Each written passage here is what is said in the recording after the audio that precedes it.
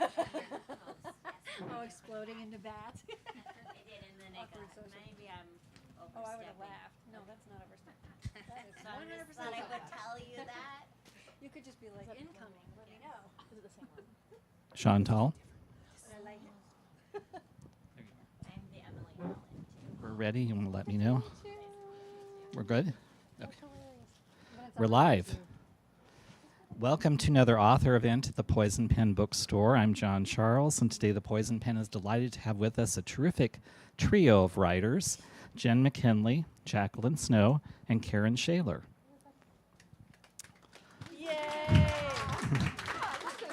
They are. For those tuning in virtually, we do have copies of the author's new books available, so feel free to go online or give us a call after the event. We'll be happy to connect you either through mail or holding them at the store with these truly terrific books. I'd like to thank everyone for joining us here in person today. Our format is pretty simple if you've never been here. I have some questions for the authors. We'll then allow some time for you to ask questions, except Jen's husband, who is banned from asking questions. And then we'll have the signing afterwards. So without further ado, please join me in welcoming Karen, Jenn, and Jaqueline. My first question for you is, you were people before you became writers. I know it's hard to imagine. Yeah, you were, so you had a life. Can you tell, what I would like is for you to tell us a little bit about who you were before you became a writer, and we'll start with you, Karen. Thank you. I was just going to say, did I lose my microphone? Oh, shoo. I'm like, not a good way to start. Hi, everybody. So nice to meet you. Well, my origin story, when I was born, no kidding, but I am a talker. I think we all are because we're storytellers. But one thing that why I love being what I say home is, I don't know if anybody watches the news, but back in the day I worked at ABC 15. I was a reporter. So it's funny, I'll be out, I was going to say a bar, but I'm not in a bar. I don't know why that was going to come out, but I'll be out somewhere and someone will recognize my voice, not necessarily me, but I don't know what that says about me either, but I did. I worked when I was here. I went with the Arizona National Guard and was embedded with troops in Afghanistan, which I'm just very proud of the Guard and everything that they represent. If there's anybody in the military here, can you raise your hand if you're in the military? Anyone? We don't have any Veterans Day. Well, thank you for your service for anyone that's out there. And so my background is TV reporting. I picked it when I was about 5 years old, a storyteller. I always wanted to be an author. My mom and grandmother nose in a book 24/7. If I wanted attention, I knew that I was going to have to, write a book. But I also was smart enough to think I need to see the world. I was kind of that girl from nothing and nowhere, grew up in a small town in Washington State, and decided as a reporter, I wanted to be a foreign correspondent. That was the dream when I was a kid. And so I followed the dream. I was a reporter. I worked at CNN. I was a White House correspondent. I've been to 68 countries. I've done I left that, transitioned. When I left, Arizona was my last spot as a reporter, started a travel show, and finally, I actually wrote a Christmas movie, and it was my Christmas movie. I did it backwards, and then I wrote the book. And the book we'll be talking about today was actually a movie first. So that is my long origin story. And see, never give me a mic. You're not getting it back. Jaqueline, what about you? That is really hard to follow. So I still have, I work in public education. And so when I grew up with everyone in my family was a teacher. And so I was like, I will never be a teacher. I will absolutely not be a teacher. And so then I became one. And I taught high school in Illinois and then here for some time. And then now I work in technology in the public school setting, which is very different. I feel like Hannah Montana, where I'm living dual lives of where in my day job I'm doing computers and technology, and then I get to escape into these stories. So I love having the two parts of my life, but then now I can't imagine not being a writer. Like now it's just a core part of who I am and my routine in my life. So yeah, I'm really thankful to be able to balance two right now. Jenn? I guess I'm not recovering anymore. I was a recovering librarian for many years, but now I've been out of the biz for about 10, so I think I'm fully recovered. Maybe.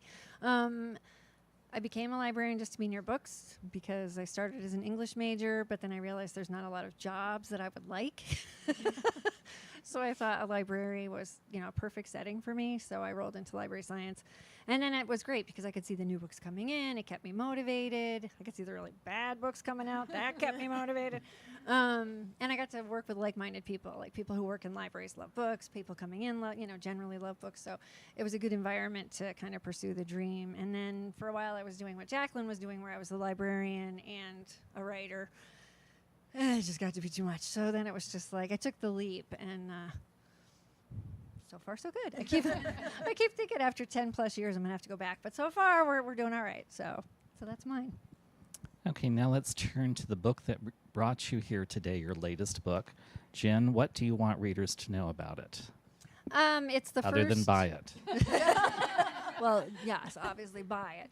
But I don't think I've ever written, in the library series, I've never written a Christmas-centric one. And it's about, I don't know, I'm somewhere in around 60 mysteries with all the different series mashed together. So I think my favorite part, God, this is so wrong. My favorite part about this book is that the method of death is electrocution.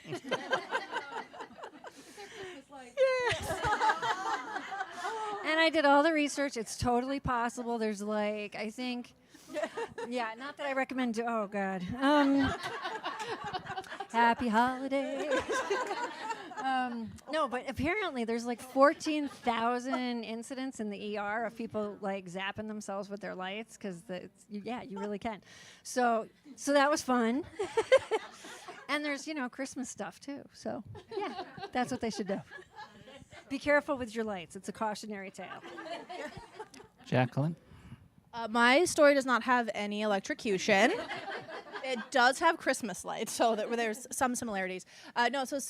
Christmas Sweater Weather it's the first romance I've written where there was a single dad, which is just it's a popular trope, but what was really cool is, so I have 2 young kids, and so I've never really written any aspect of my children in any of my books, but stealing things from their life, like nicknames they have for parks or nicknames they have for their friends. I was able to embed that in the story, which was really special because, my kid, they might not ever read my books. I don't know how I need more time to think on that question, but it would be cool. It's cool to have parts of their life live in the legacy of it. And then the second part that I love sharing about this is, so the theme of the story is her brother's best friend and her get stuck together, and they're at a co-ed bachelor party where there's at a Christmas themed resort that 100% made up in my head, but it's in Illinois. In the story, and so there is a bunch of rounds of Christmas games they have to play to win points. And the best part is, so I was like, yeah, what games are they gonna? So I had to make up all of these games, these trivia questions, these challenges, which was so much fun. Until then, I was like, how do I solve them? Because I had to, but there's a couple of bonkers ideas for games in there that I'm honestly really proud of that made it in. So if you need a new holiday game, you'll have to buy it and then read it. Karen? I love it. I want to see the games. Definitely. I think what I'm most proud of Every Day is Christmas is the journey to it. It is lightly influenced by A Christmas Carol. And I'd have to what I'll tell you first is why it impacts me so much. It is my, 6th book, 2018, I have to figure it out. 6th Christmas book. So I broke in writing Christmas novels. After I wrote the Netflix movie A Christmas Prince, I wrote Hallmark's movie Christmas Camp. And after I saw how much the movies change, even when I'm the writer of the movie, you don't get a lot of control in movies, none, zero. Not the actors, people what about those hot? Nope, not, a lot of things get cut. And so for my mental health, I decided this is the time I can finally parlay it to be an author. And so I quickly found an agent from a forever ago of a nonfiction book that I did. It was my Christmas Camp was my debut book. I swear there's a point back to this one. But what was so inspiring is I said, I have this Hallmark movie coming out. I want the book to come out at the same time. And so I remember this agent's usually you sell 18 months in advance and blah, blah, blah, blah, blah, blah, blah. But long story short, she said she'd asked the 5 people, the top Harper, Random House and all that. And I don't think she expected anything, but long and short, it went to auction. And I got it at the same time I got the deal to write this movie. So I had to write my very first novel, and I had to write this movie, which is why I'll tell you it's important, in 5 months, both. Oh my gosh. And I'd never written either. And when it went to auction, I should be really clear, I had a movie, and so when it went to auction, and it wasn't based on, it's funny, at HarperCollins, they said it wasn't because it was a movie. You don't get a lot of sales because of that. They just said it was because she really liked the concept. It was different, probably because I was a screenwriter and a journalist, and it was coming from a different voice, and you all love when you find a new voice. And so when all this was happening, I remember I got called into Lifetime Television, and they had read a screenplay. So meanwhile, I met the same day at HarperCollins, and about doing a book, and then the same day in New York City, I got the call to go into Lifetime Television, and they had read a script, and I thought they were going to buy that script. It would have been my third movie. I was really excited, but they started talking about Toni Braxton. We all love Toni, but I was like, I'm thinking in my mind, what you're not supposed to do? Just, okay, that's nice. What about Toni? When are you going to buy what do you want to know about my screenplay? I'll do whatever you want to buy it type thing in my head. But then all of a sudden at the end, they said, so what do you think? She wants to be Scrooge this year in our showcase movie. It's going to be our big movie. I'm like, awesome. And she goes, what do you think? And I'm like, that sounds amazing. They're like, do you want to put in for it? I didn't even know what that meant, you guys. And what that meant is in Hollywood, you pitch. It's like a bake-off. There's a lot of different phrases for it.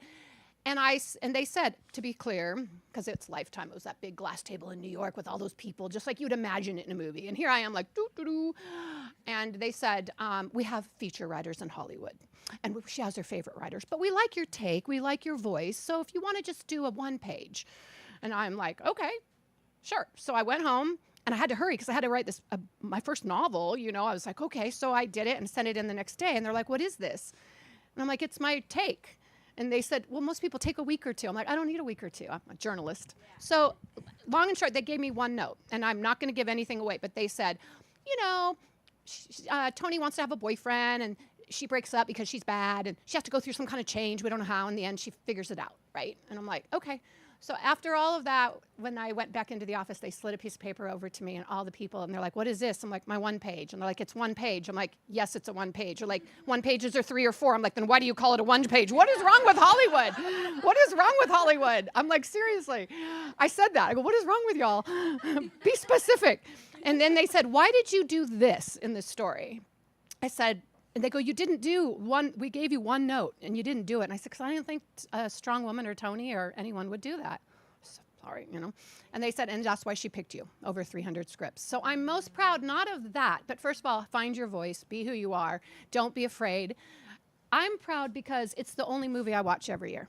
Because it does have Christmas Carol vibes. I am a workaholic. A lot of us are here.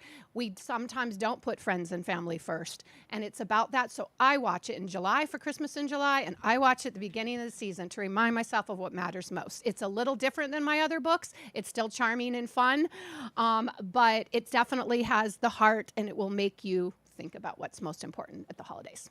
Thank you for the long answer. I swear my other ones will be short. But that's actually my most favorite story to tell because I hope it inspires you. If whatever you're doing, just you can do it. That's my biggest message that I love to give people. My next question for each of you is, why Christmas? What is it about the holiday that makes people want to kill each other or kiss each other? We'll start with you, Jen. I think you just covered it. Yeah, I mean, I think the holidays bring out so many emotions. People have lost people, they're grieving. Some people are really married to their traditions, other people not so much. Some of us change over time. I used to be a super traditionalist. I had all my Christmas stuff. I brought it out every year. Now the kids are out and I'm like, woohoo! We're going to put up one little Charlie Brown tree and call it done. Because it changes over time. I'm sure when the grands come along, if I'm not fortunate, oh, look out. It's going to be bad. But I think everybody's gotten through so many holidays in their lifetime, and it means something different to everybody, and yet we have all these forced things. You have to do the cookie bake sale, and you have to go to the choir rehearsal, and you have to dress up as Santa. You have all these roles and expectations in the holidays, and you kind of get a little cranky, and you might want to murder someone with some Christmas lights or something. Just saying. So I think Christmas is kind of like a wedding. Weddings are great for murder mysteries too because it's the same thing. Everybody's on a high frequency, and I think Christmas does the same thing. Yeah. Jacqueline? That was a good answer. Just there's heightened emotions around holidays, and there's also a sense of comfort because it's almost nostalgic, right? You watch the same movies every year, you have the same traditions, and so it's comforting while at the same time it is stressful. And so that combination can cause people to. I think the second half of your question was kiss, right? Yeah, because you can to kiss or kill people. Or both. Or both. Karen? We're going to collaborate. Oh my gosh, I'm scared of them both now. y'all, if anyone knows me, they know I write cozy, happy Christmas movies. There's no death in my movies. Oh no, but actually I love the real emotion like we talked about. Mine is similar to what we talked about with therapy. Hallmark movies was therapy for me. When I covered crime, investigative, I covered the worst stories. I would turn it on, I have my mimosas, I have my Christmas socks, and I would escape from the world I was in. So when I couldn't travel because of a health condition in New York, I was watching Hallmark on nonstop. I'd always wanted to write a movie. I said, okay, I'm going to try it, and I want to do it, and I wanted to give back. And the other answer is I'm born December 19th. My great-great-aunt was born on Christmas Day. It was like one of 5 kids, and the family was so tired of naming, they said the kids could name her. So they named her Mary, M-E-R-R-Y, Christmas, and her last name was Day. So she's officially named Merry Christmas Day, and she is in the Guinness World Book of Records. And when the Today Show came into my Christmas camp that I do, they found that out and were obsessed. So I am known as Christmas Karen before the mad name Karen came out.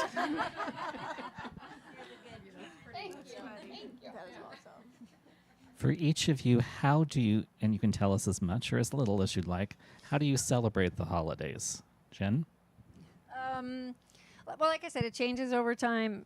When I was younger, it was, my family and our traditions. Then I got married, and the hub and I had to figure out how to, merge, So I got to do, he grew up in North Phoenix, where they said the whole neighborhood would put out luminaria. So we would have to do the Christmas Eve drive around the neighborhood, which was fine. Lovely, loved it.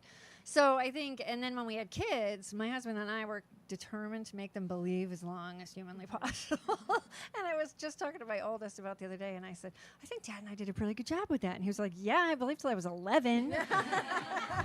And they only figured it out because they were playing hide and seek when we weren't home, and they got into the closet. And I was like, so that was some drama. But anyway, so for us, I think for us, we're those simpletons. We just like to be together, like family and friends. It's like we've always had certain things. There's always an open house at a friend's house on Christmas Eve. There's always, and then someone always hosts. And it's just, we have the same dishes, the same cookies. Like if I don't make a certain type of cookie, there could be a riot, that kind of thing. So it's taken that time amidst all the chaos to just be together. So. Jacqueline? So I actually remember when I found my mom's spot. It was the trunk. It was the trunk of her silver Impala car, and I was just devastated. It's like, you've been lying to me my entire life. Oh yeah, drama. So drama. So I actually write Christmas to work through my therapy about my mom and dad lying to me. So we have 2 traditions that I think are really special. So again, I have really young kids, and something my in-laws do is they do an Advent box for our kids. And so December 1st every year, they come over, we have pizza, and then the kids get to open a little present every day. Their kids are spoiled rotten. They are so lucky. They have so much family around them. But the kids are asking to look forward to it all year, and the box is decorated, and so there's that. And then my husband and I were transplants. We moved from Illinois out here 12 years ago, quite some time, but then everyone followed. And so now all of our family is here, which we love. All of our family is here, but instead, we would go back to Illinois for the holidays, and now we get to spend it with my family, my husband's family. And then now we've been doing a lot of blended family too, which my mother-in-law's here, but they came to my parents' house for a party this summer, and it was just a nice blended, cool. So I'm just excited to see that blend continue. So then, because we all just want the kids to have the best time, really. So, yeah. Karen? And on the theme of when you found out that Santa wasn't real, I don't know what the heck y'all are talking about. So if you go on my website, I believe. And I did have an incident similar to Jen's. I was 10, and I also found stuff, and it's just my mom and I approached my mom, very quiet, shy mom, and said, how to fit. And my mom's so clever, probably because she reads so many books. She said, I totally understand. I said, the kids at school and blah, blah, blah. And she was like, I totally understand. You don't have to believe Santa's real. I'm like, oh, okay. She goes, there just won't be any more Santa presents. And I'm like, and in my family, it was just me and my mom. My dad was kind of in my life, but, it was a divorce young. He wasn't really around. And we didn't have a lot. And I'd get like one present from my mom, and guess what, guys? All the rest were from Santa. So to this day, my mom, who is 83, I'm going to see her next week for her birthday. We each have stockings, and we give them to each other, no matter where we are in the world or if I'm traveling. And obviously, we're Santa's helpers, please. But I believe. And so that goes back to traditions. Hallmark movies I shared was a big one for me. I write the books and the stories that I wished I had at Christmas because I'm an only child. I didn't really have all of that. But when I did see my dad and my grandparents on that side, we had little things like red and green M&Ms, you know? So and my grandma, who loved Christmas on my dad's side more than anyone, almost passed away on Christmas, and she loved it so much she refused to. So the time of death was 1 minute after Christmas. Not kidding you, true story. She held on to that, and I thought, for the rest of my life, I can't celebrate Christmas. I'm devastated. But she had said that she was in a coma, and it's a long story. Don't want to talk about that because it's very sad, and I don't put that in my stories, although I'm sure maybe someday it will be there. But she just said she wanted to celebrate Christmas and celebrate her life. So no matter where I am, I have a little mimosa, which is all champagne and a drop of, orange juice, because orange juice isn't good for you. It's acidic. So I have a few traditions like that. Let's talk a little bit about your writing process because it can differ from author to author. Karen, why don't we start with you? Did being a journalist help you as a novelist, or did it hinder you? That is such a very good question. I think even as I'm finishing a screenplay right now that goes to Netflix in about a week and a half, I write very fast because as a TV reporter, I had to be live at 5, 6, and 10 here in the Valley, and I had to find a story, tell the story, and write a story. So I do write fast, which is how I was able to write a book and my first debut novel in 3 months and a movie. I think that absolutely helped me. The bad part was, believe it or not, I'm very verbal, obviously, but in news, you have to be very concise. So my first books were too short. My editor wanted more detail. They wanted all of the smells and the sounds, and I just had facts, and I had great plots, guys. But my characters, I had to relearn how to put that in. People laugh because I'm obviously a very in-person storyteller. So I think it hurt and it helped. And my process is I do not outline. I don't outline my movies. I don't outline my books. I write because the characters talk to me, and they get really pissed off if they have a list of things they need to do. So I write, and my biggest thing that I do, and I'm going on 2 years with a screenwriting group, but we have an author in there as well. I write before the world gets in the way because I have a lot of challenges since COVID with my dad, who is sick, and I am the one caregiver. And so I get up at 4 a.m. every single morning, and I write for 2 hours. I put my phone off. I don't eat. I don't talk to anybody. And I actually, Monday, Wednesday, Fridays, have a writer's sprint where people come and they say, this is what I'm working on Zoom. We log off. We log back on. Accountability. So that's what's got me through and to continue writing. And, of course, put every of your stories in my book, so watch what you say. You could end up in a book or a movie. Jacqueline? What was Your writing process. You were mesmerized by Karen, weren't you? I was like, I went on 9 answers. So I almost had the opposite. So when I was going back to school to get my master's, my professors were like, you are writing way too much detail. Like, we do not care. Just like tell us the research. And so, because I'd be like, oh, well, I can't even give an example because it's been so many years, but I would have to cut so many words because I would provide too much information. But I am very similar. I do not outline any of my stories. I am 100% a pantser where I just sit down with a blank page and hope. Yeah. Outliners always freak out. Yeah. Well, the 2 times I've tried doing it, and it was a waste of time because none of it was original, and so I just will not do that again. So Collaboration's over. we can have the champagne mimosas and talk about it. But I do the same thing on weekends. So 5 to 7 a.m. on Saturdays and Sundays are when I do my writing. And I've been writing for a while, so I have it down where I know how many words I can write an hour. And so then I can do like, okay, I need 6 weekends to finish the first draft. And so it almost has to be formulaic because our lives are just so crazy busy right now. And so yeah, I have to, like today I didn't get to do my writing, and now I'm like already getting a little nervous because I'm like, okay, I have to add another day and then redo all my calculations. But I don't know if plotting will help. outlined. I knew there'd be one. Totally kidding. No, I'm actually going to blame my kids for this one. Yeah, this one's on my kids. It's their fault. Yeah. Jen? Right, so she clearly outlines. So Plotter. No. I started as not a plotter when I started writing rom-coms in the beginning, and I didn't plot. So I had the blank screen, blank page syndrome, where you just sit there. And my life went by, and I ate a lot because it was a very short walk to the pantry. So, and it was okay, but it was really hard. Like, I found it really hard not to know where. Okay, this could be why I have no sense of direction. Like, when my children, they won't let me go to the mall by myself because I'll never come home. I mean, I will just be, parking lots. No, I have to park under a light with a number.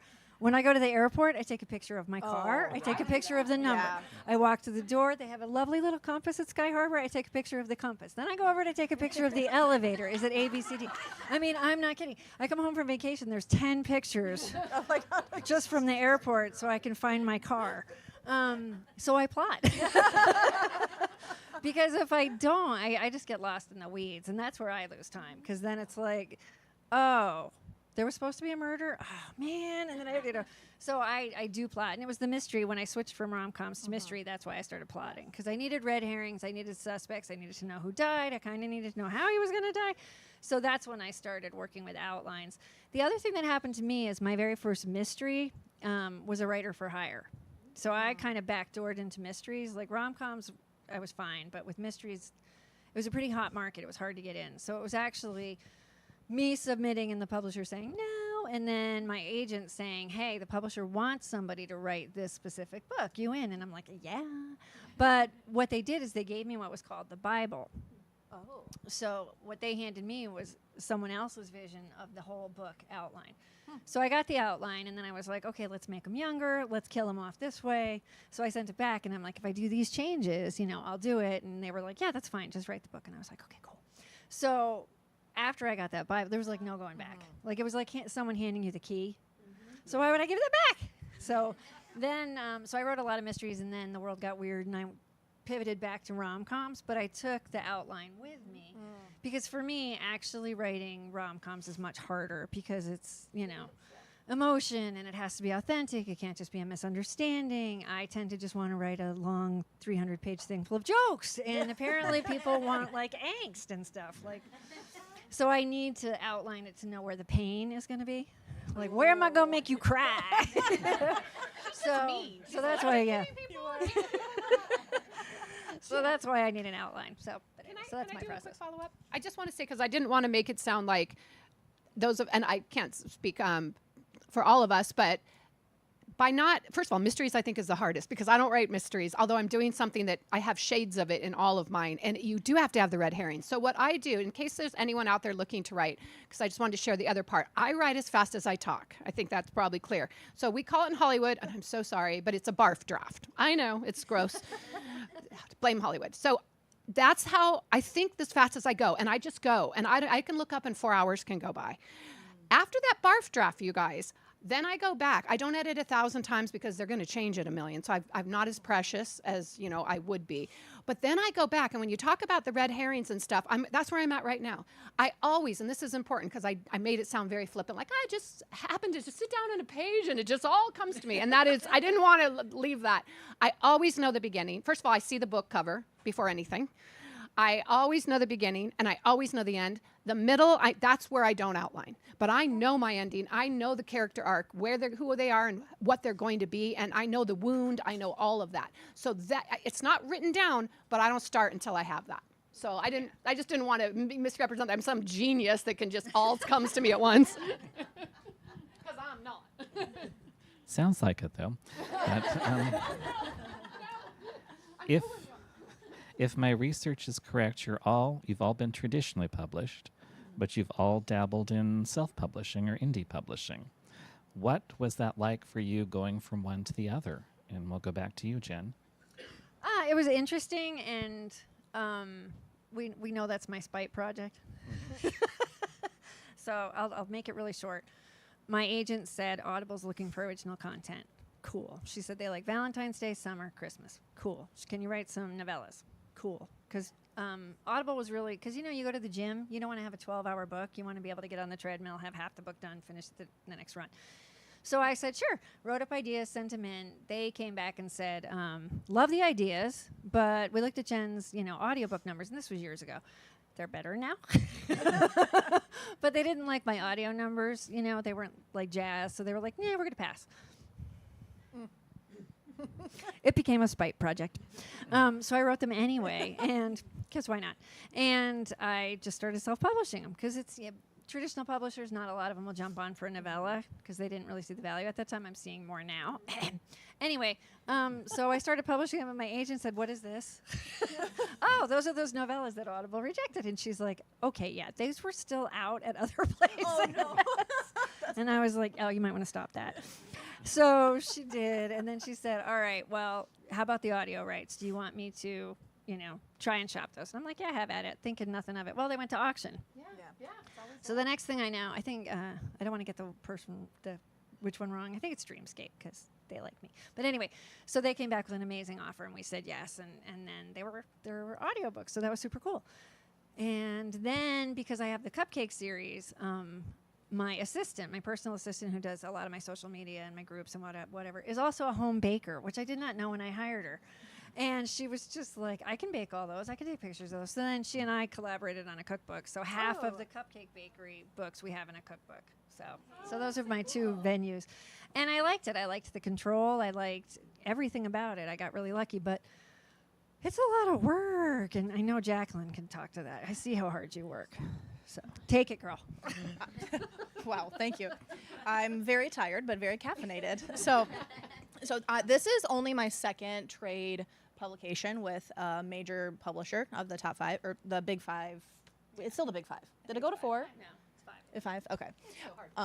It is hard. But no, this is only my second one. Most of my other books are self-published, or when I first started writing, I went with smaller boutique publishers because at that time, editing and cover, it can add up and cost a lot of money, especially because you want to do it right. You need to have numerous rounds of the barf draft because you can't just publish that. And so what's really cool is with the rise of book talk and TikTok and whatnot, the last 2 years, there are some niches, and I have been writing sports romance and hockey romance for a while.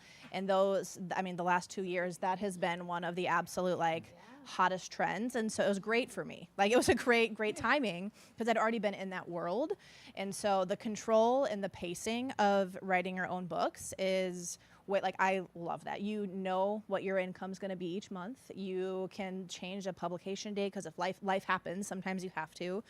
And then we're in traditional publishing. I just sent in book 3 of this deal that comes out next October a month ago. And by the time they send it back to me to edit, I don't even know what I wrote. I just, and I forget. I'm I know it ended great. And so the timing is really a struggle for me because I am a hustler. I want to do it all and I don't want to slow down for anything. And so, but it is hard when you have people who are nope, you need to write a book that will not be published for 2 years. And but I do like living in both worlds because each world has different opportunities. I've been able to go to cool book conventions because of my publisher being able to send me there. I know I got to experience my first talk like this last year with Jenn here. And so I like the control. I would like to live in both worlds and continue that as long as the pace matches the lifestyle that we have. Yeah. Karen, and I'll remind you, coloring book when you talk about. Oh yes. That's I'll wait for the next one for that. Is there time? Okay. Because there's so much. First of all, I love both your stories. Mine was through myself going into self-publishing was a complete distress and nightmare that I turned adversity into positive. So I had HarperCollins, loved them, but I was on what's called the crash publish schedule. And so I got a 3-book deal with them, but that meant I was, again, I had 5 months to write. Most people, they need 18 months for the book. I was also doing movies. My goal was to write books that I could then also write the screenplay, or the screenplay turn into books. And exactly, you heard it here so well. When you're with a traditional publisher, you get those opportunities. And also Hollywood back in the day, in 2018, when I debuted, really only looked at publisher books to option. That's totally changed thanks to Book Talk, TikTok, and even before. But they were very snotty about it. They didn't care if you'd sold 100,000 copies. They really didn't care. Now that's changed. So because of my goal, I was with Harper, had a great experience with Harper. So you'll probably figure out the timing. My last book came out in December of 2019, and I had a new 3-book deal. I was waiting for a deal. My agent at the time, big New York agency, and she said that Harper, who I loved, said they weren't coming, a little T here, they said they weren't coming back with the offer that we'd expected.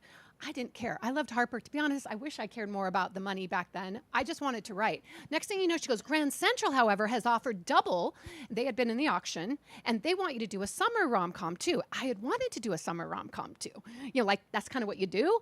So I was like, oh, well, I'm kind of bummed. She goes, Karen, this is the way it is in publishing. If Harper doesn't want to pay you, you got to go to Grand Central. So Grand Central buys my book, which is called Christmas Ever After, and it goes up for pre-sale in February, for that December, which is crazy to me. So it's up for sale, but the contract never got signed. My agent disappeared. Long story short, the agency's Foundry, and if you Google them, they were under federal indictment for embezzling author funds. And everything crashed and burned. And so now it is March of 2020. March of 2020, my dad had just got a call that my dad's having hallucinations up in Washington State. I'm in New York City. And my book deal, nobody's around. My book's being sold by a place. And finally, thank God, at Grand Central, the lovely editor said, we can't do your book. I didn't know about the Foundry thing. I didn't know the background. I just knew they said, we can't. There's some legal issues with legal, nothing to do with you. We love you. We can't do your book. I'm like, whoa, whoa, whoa, whoa. And I didn't know anything. I didn't know what KDP. I didn't know anything about self-publishing. I'd never heard of it. I didn't want to hear of it. Because remember, I'm a movie. I'm doing a travel show. I had other stuff to do. I had 3 other jobs. So I was like, no. So I went to all the people that had auctioned, because it went to auction. They were all, in 18 months. So I got offers from the other publishing houses, but exactly what we said. I'm like, 18 months? No, because people were emailing me, you guys, from the movies going, we can't wait. We need some joy. Can you release in July? We need some happiness. We see it for sale in February. Can you just release early? I couldn't tell everybody to wait 2 years, and I didn't want to wait 2 years. So long and short, I don't know how, to be honest, by the grace of God, because I knew nothing. I'm a researcher by trade. It was one of the hardest, craziest. I remember my first book cover was pink because the white and the person I hired, I tried to use all Harper people. Harper was so supportive. They couldn't take me back because it was a pandemic. They were holding on to stuff. So, you'll see some bookmarks. Please get the bookmarks because that's Harper's template that I just talked to my Harper person, and we're going on 4 or 5 years. So I have stayed self-pub. And mainly because I'm in this cycle that I have to skip a year, which we can talk about if it comes up, of why this book actually came out last year and is not this year's book. Because it's funny how life tempts you. I was forced this year to skip a year. And we'll talk about that if there's time. We have to leave a little bit of mystery to the readers. So, in addition to being writers, you're all readers. So my next question is, if, as a Christmas present to yourself, you could have a book by your favorite author, what author would that be? Jen? Emily Wilde, the next one. Really? Yes, but Somewhere Elizabeth Peters is turning over in a grave. Of Fairies. And then Emily Wilde's Map of the Other World, something. And the third one's coming out, and I think it's in February. I want that right now. But anyway, that's what I would give myself. Jaqueline? And I'm really embarrassed. Oh, it's Heather Fawcett, I think, is the author.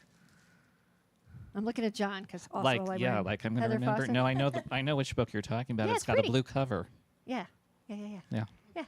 There's a third one, trilogy, and I want it. I want the third one now. That's what I would give myself. Okay. I have a list, but that's at the top. Jacqueline?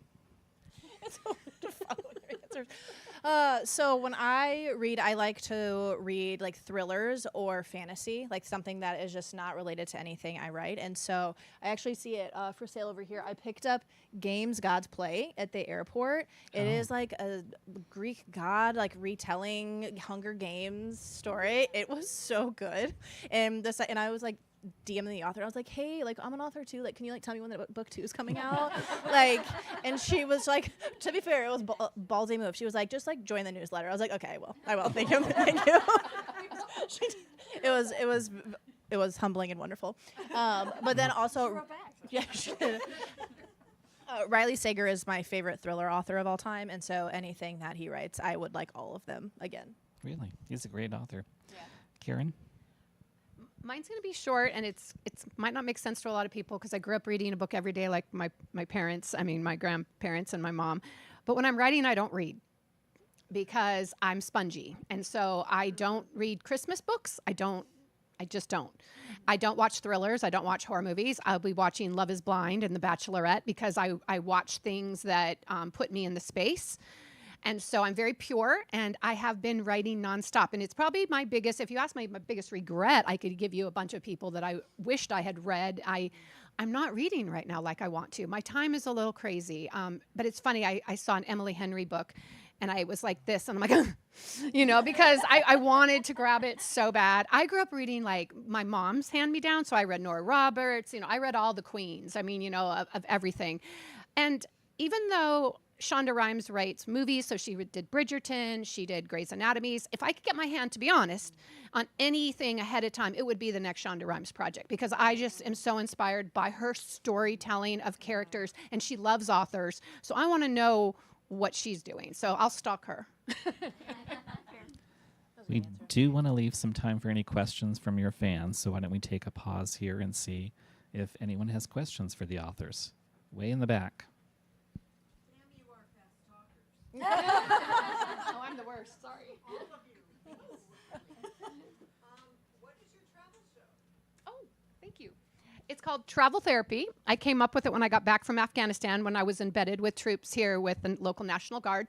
Travel has been my therapy along with Hallmark, and so it's Travel Therapy TV. It airs, of course, it's been on pause. It was on pause for the pandemic, but if you go to traveltherapytrips.com, and it's inspiring, empowering through travel. And keep in mind, this started in 2008, before Instagram, before travel influencers. We didn't even have that, and that's why I've been to 68 countries, and travel is in all my stories.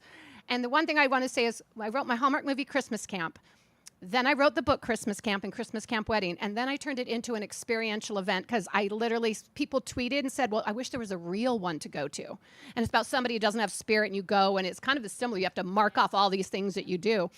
And so I was in New York City, but because I lived here before, I partnered with the Phoenician, and we created a Christmas camp, and I did one tweet, and it sold out 400 room nights saying there is one here.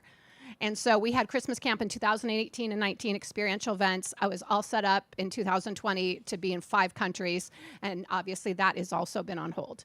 So that's just a long answer but it's because under the travel umbrella, it's like pick the trip you need to take, pick the Christmas camp. Do you want to go to Connecticut? Do you want to be in Arizona?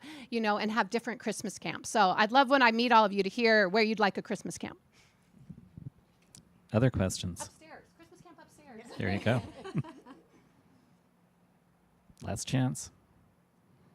Okay, before we conclude, I'd like each of you to tell us how we can find out more about you and your books. Are you on social media? I know a couple of you have collaborative efforts, if I'm understanding correctly. We'll start with you, Karen. This will also give you a chance to pitch your coloring book. I'm so excited to tell you about it. So I'm at KarenSchaler.com. That's really easy to remember. I'm on all the socials, but I make it confusing on Instagram under Travel Therapy for the reason I shared. I am on TikTok for you guys. I love it. Right now I'm answering a lot of screenwriting questions. And one of the things I'm most proud of, and I didn't tell you, so nobody knows this. I still haven't gone on social media. I release, like most people in Christmas, we always release the 1st or 2nd, usually Tuesday of October, some people in September. And I don't have a book for the first time. I've been through a lot of hard times since COVID, like we all have. And it is because first of all, we had the writer's strike. I'm in the Writers Guild of America. So during the writer's strike, I couldn't work. And so I asked AI, which was what we were fighting against. There's a thing on TikTok of tell your skills and ask what side hustle you can make money on and say how much money. I said, I have $100. I need to make $10,000. Oh, everyone else was doing it. And it said coloring book, Christmas. I'm an expert in Christmas, do quotes, whatever. So you will see here a coloring book that was inspired by being on strike. I'm actually so proud of it. I just created a travel one, so it would be more seasonal. It's beautiful. It has these amazing quotes. It's for adults, and the pens and all of that. And then, yes, just because I said I was going to tell and why this is 1 year old and so is the coloring book. on Christmas, don't want to cry, but on Thanksgiving, my dad fell. He was in a group home and he was walking and doing great, but he fell and broke his back. So we were in the hospital. He almost didn't make it. I was finally coming out of it. I was at his new group home making his bed, and I went to, it's against the wall. If you've ever jumped, because you got to do that, I hit a safety bar. I broke my hand on Christmas Eve. I have not been able to write. I'm still in therapy.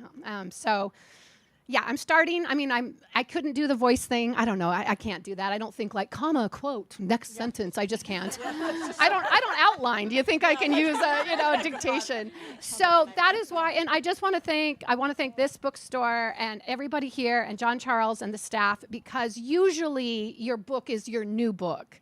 And I didn't get to give it love last year, you guys. I didn't get to promote it. I didn't get to talk to y'all. So it makes me cry. But thank you for the opportunity to share this story. Thank you. Jacqueline, social media. Where can they find you?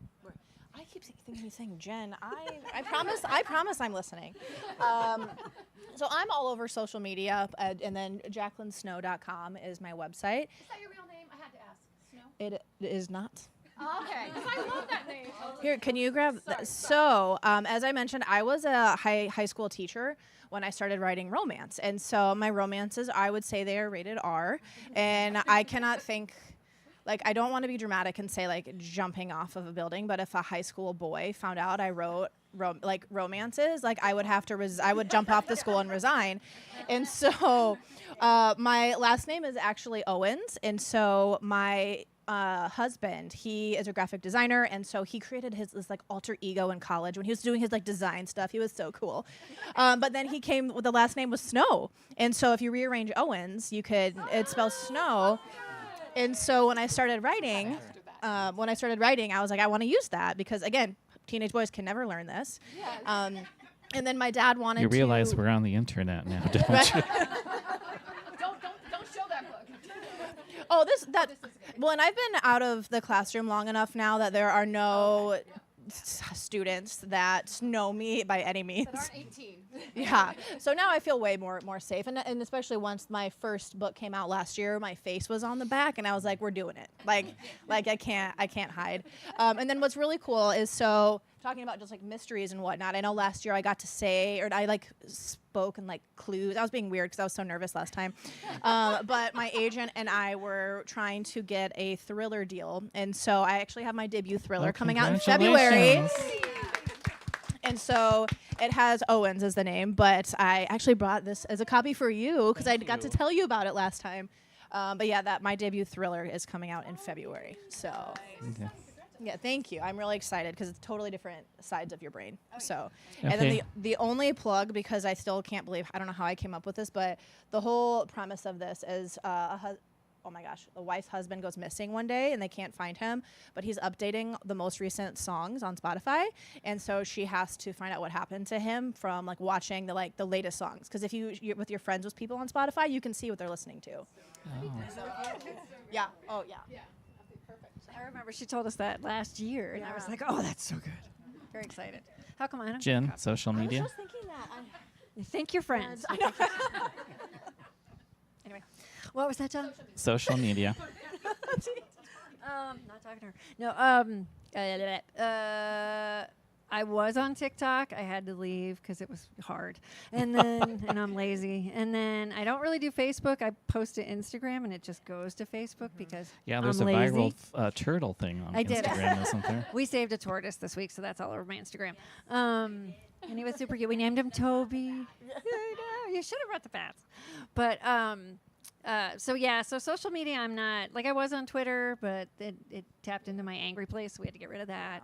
And then now Threads is kind of getting ugly, so I'm I have to ban myself from that. I have to really just, to get the work done, it's it's just too easy. The minute this is what's changed as a writer. When I first started, the biggest distraction I had was email. I'd belong to a couple of writer groups, and the writing would get hard, and I'd be like, did anybody post to the group? No, nobody did. Okay, back to work. It was super sad. And then I'd be like, well, what could I post to the group that other people had? But that was the most you could do to distract yourself. But now it's it's just constant. It's TikTok and Threads and Twitter and Instagram and Facebook. And, my kids do Snapchat. I was on that for a minute, and I'm like, I don't even understand you. And why does porn keep coming up? It's not me. And then my son was like, it's food poor mom. So, oh, okay. That makes sense. That makes sense. But, so it's just all too hard, you know? I mean, if you want books, I gotta ban myself. So anyway, so I'm on Instagram mostly, and then but it does roll over to Facebook. And then on Facebook, my assistant has a group where she does amazing giveaways, and they're called the McKinley's Mavens. And Christy is my assistant, and she's my magical unicorn, and she takes care of all that, and she's fabulous. And then I have a blog that I write with a bunch of other mystery writers. So it's like Hallie Efron, Deborah Crombie, Reese Bowen, Lucy Burdett, if I forget anybody, I'm a dead woman, Julia Spencer Fleming, and Hank Felipe Ryan. Oh, I got it. Yeah, Hank's a peach. So she and I do a blog together with all those other writers, and it's mostly we blog every single day. We have a ton of guests come in. We talk writing process. We talk about folding laundry. I mean, we cover it all. And so that's a daily Jungle Red Writers, and that's super fun. And then with a couple of mystery writers, we don't really have a social media presence, except if you follow us, we also have another assistant, and we're called Book Talk, because I went to Left Coast Crime, I guess it was a couple of years ago, with a local writer, Paige Shelton, who's also a mystery writer. And like publishing is constantly in a state of flux, but we just felt like there's a lot of really, like we always tell each other what we're reading that's great, like me saying Emily Wilde, like I'm really, like Heather Fawcett, big fan. And we'll share that with each other. And there's just a lot of authors who don't get noticed, you know? And we thought, well, how can we like shine a light on authors we're enjoying, but that we're not? Because a lot of people get all the hype. I mean, and I get it. Your book sells, you're getting all the hype. That's the way it works. I get it. And that's fine. Because you make money and then they pay me. So that's fine. And I'm happy about that. But there's a lot of really great writers that just can't break through. You know, either they didn't get a big deal, they didn't get a big push from their publisher, you know, their book came out at the wrong time. So Kate Carlisle, Paige Shelton, Hannah Dennison, and myself formed a little group called Book Talk, and we just recommend other authors all the time. And then, of course, we hired an assistant, and I was like, well, I don't want to promote our stuff at all. And she was like, Jen. I was like, all right, if we have a book coming out, we can share. And she was like, yeah. That is the whole point. So you'll get notices when we have books coming out, but it is mostly to shine a light on authors that we love that are just not getting enough. I think like Ramona Emerson was one of them, who's amazing. And so there's just a lot of really tremendous writers that just, you know, because it's hard. So anyway, so that's my only other project that's super fun. Can I ask a group a question? I just wanted to ask you guys, I'm curious, where do you follow? Because like I do have an author Facebook page, and I'm actually on all of them, but if I win the lottery, I need an assistant because it is a full-time and it does distract me, so I'm not as fast-paced, especially this last year. But just like, let's do a quick show of hands on, because I'm curious as an author putting it out there, who looks at people's like their author Facebook pages? Do you follow your favorite authors' Facebook pages? Okay, good, because that's where I still feel like. What about Twitter? Are you following authors on Twitter? Good to know. Instagram? Oh, I like that. And you're doing the stories too? Awesome. What about TikTok? Are you guys watching? Okay, cool. Very cool. That helps because when we're trying to decide where to put the energy. And I like Pinterest if you have Yes. a mixture. Like And I'm actually on Pinterest. I didn't forget to ask about that. Thank you. Thank you, guys. Oh, what about Facebook? Who's a Facebooker? Oh, did we? I missed that one. See, it's too much. Yeah, I think Jen's overwhelmed, so it's probably a good I point am. for us to wrap up. I'd like to Can I ask one more question? Because she One opened this question. little can of worms. One. Newsletters. Do you enjoy getting newsletters? Because I have a web designer, and I said, I just don't think people read newsletters, and I don't think they care. And because I used to really write I loved Irma Bombeck. Yeah. So my newsletters would be very Irma Bombeck. Like this week would have been all about saving baby Toby the tortoise, with pictures. And then I was just like, I don't think this is selling books, and it takes a lot of time to craft a nice newsletter. Like these are things that we don't get any financial anything from. Yeah. That'd be fine. So I didn't. I was like, I just. So I have to think of, I could write 5 pages, but what would be a nice little. Yeah, like how much is too much? How much do you want to know? Yeah. Do you want, and then you're always fighting with I don't want to just constantly be emailing you going, buy my book. Yeah. Buy my book. I don't want it to be, I want it to be about the turtle that we saved, That's the nice connection of like what is going on in your life, what is something your favorite snack. But newsletters are a thumbs up. Yeah. And we all do giveaways. We know you love giveaways because I know we all from watching us. So that's great. All right. Thank you. Okay, now we can wrap up and thank our virtual audience for joining us. Those here in person, thank you. Let's give our authors another round of applause.